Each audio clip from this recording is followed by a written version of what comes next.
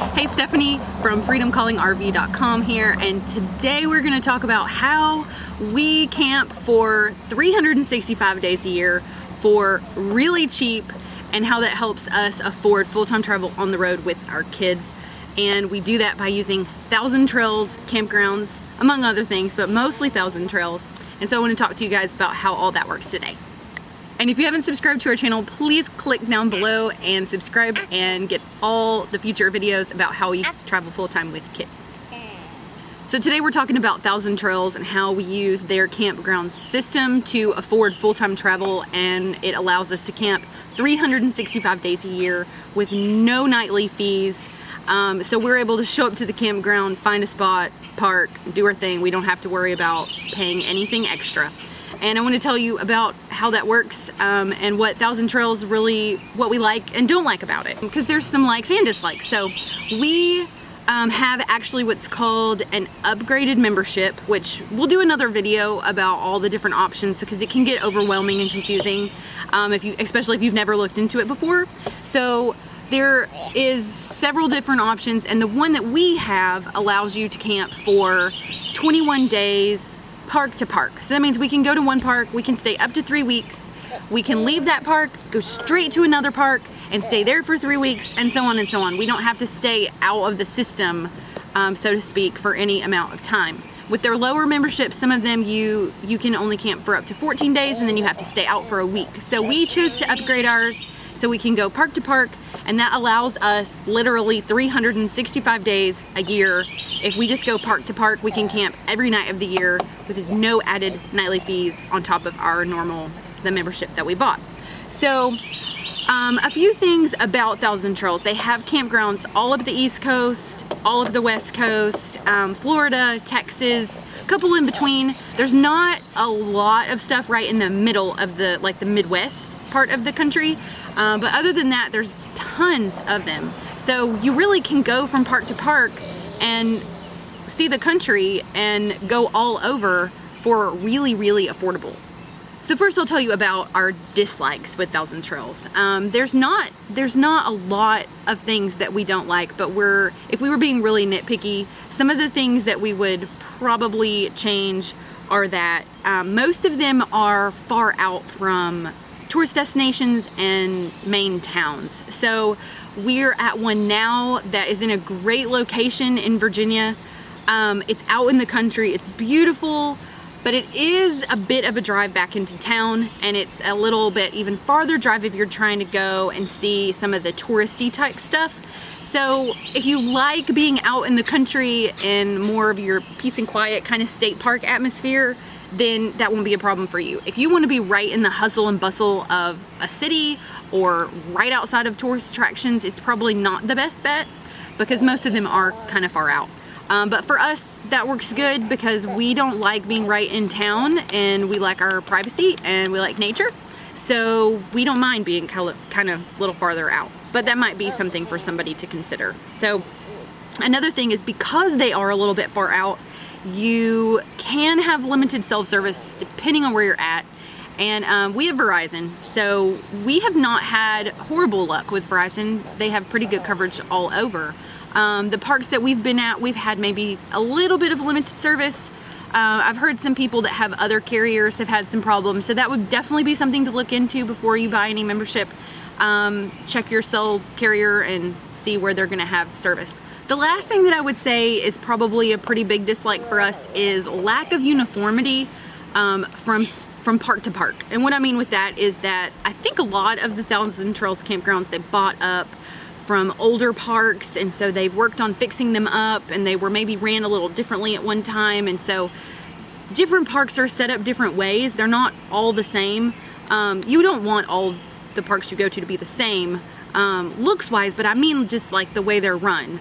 So some parks have nothing extra. You show up, you show up, you get your site, you hook up, you tell them what site you're at, that's it.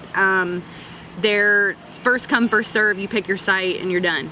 Some of them you show up and they assign your site. Some of them you show up and they kind of maybe hand you a map and you're just on your own. There is not a lot of uniformity amongst the way check-in procedures work, I don't think. And that may have just been our experience at the parks we've been to. Also, some of the parks have a few added fees depending on the amenities you're looking for. So we have a membership that we could potentially get 365 nights of camping for free. But then there's a few parks that if you want 50 amp, you have to pay like a couple of bucks extra. So the park we're at right now is actually the very first one we've encountered that. And it's $3 a night extra for 50 amp. We're here for 13 nights, so it's $39. So we had to pay $39 because we couldn't find a 30 amp site that we were real happy with, and it's hot. If you can tell, it's really humid. And so we wanted 50 amps so we could run all our ACs and everything and be comfortable while we're here. Otherwise, it wouldn't have been a problem. If the weather wasn't so hot, we probably would have just stayed on a 30 amp and not paid anything extra, and we would have been fine. But it would be nice if they were all the same, because some do that and some don't. So just be paying attention when you're booking and see what their extra fees are. And then other than that, I think that's probably most of our dislikes. The likes that we have, our pros, greatly outweigh our cons. We are really, really happy with our membership with Thousand Trails, and some of the reasons we really like it are that if you decide to make payments, they have flexible payment options, which is awesome for a family, because we didn't have to, if we didn't want to, we didn't have to pay for the whole thing up front. We can make payments on it and just pay monthly, and so that helps out a lot with your budgeting. Another thing is there's no nightly fee. So you show up, like I said earlier, you show up, you get your site, and you're done. That's it. So in addition to that, with the cost effectiveness of it, is that they have great amenities. So most of them have a pool or two. The one we're at now actually has 2 pools and a spa, hot tub for adults only, which is really nice. And they have a playground. They'll have fishing docks, piers. Sometimes there's canoes and kayaks that you don't have to actually pay anything extra to use. They just give you a paddle and you're on your way. So the amenities are really good in most parks. They have laundry facilities, and the bathhouses and stuff, though we don't really use them because this is our house and we like to use our own facilities. If we needed to, the ones we've been in, they're really clean and well kept for the most part. Action! Okay, action. They also have a lot of activities. So for kids with a family, there's tons of stuff to do. And especially in the summer, they have activities like every weekend. And depending on the park you're at, they can be really cool. So we were at a park for Memorial Day weekend, and they did a big, huge soapy slip and slide, and the kids got to slide down the hill, and they had a blast. And that was just one thing. They did stuff all weekend long. They have dances, and DJ came out and had music, and so it was just really fun atmosphere for the kids. The last thing that's probably the biggest pro for us is full hookups. So we like to be hooked up to our sewer and have everything right there. We don't want to have to pack up the RV after a week and go to a dump station. So most of them are full hookups, and that's really nice because you don't have to worry about all that. You can stay 3 weeks and not have to move from your site. Now there are a few that you don't have sewer. You just have to watch the sites you pick, but for the most part, all of them we've ever been on are full hookups, so that's really nice. What is the biggest thing for us is the cost. It's cost effective. We could nitpick at Thousand Trails all day long, and a lot of people do. There's little things that, it's not a resort that you're paying $100 a night for. We live in our RV 365 days a year, so we need it to be affordable for our family. So we love that it's affordable. We have the membership that we chose. It's called the Elite Basic. I'll just go over it really quick. You can look into whatever options you're looking at on your own. But the Elite Basic that we have allows us 21 nights in one park. We can leave that park, go straight to another park. We don't have to stay out anytime, so that's awesome. We were able to make payments on that, so we pay monthly. We did not buy it up front. That would have been a big cost up front, but if we break it down, we pay a certain amount every month, and it's drastically cheaper than what we were paying in campground fees. So I will just say this. We paid in 1 month last summer. We were in Colorado, and this was on an Air Force base, $30 a night. It was $900. We spent $900 in 1 month. If we had continued to do that, we would blow through our budget for nightly fees, and there wouldn't have been anything left over for all the fun stuff. So we were like, we need to figure out how to make this more affordable so we can use all that money for fun things and not have to worry about just handing it over to a campground overnight. So we looked into Thousand Trails, and we, on our membership, the payment is give or take about $120, $130 a month. That beats $900 all day, every day.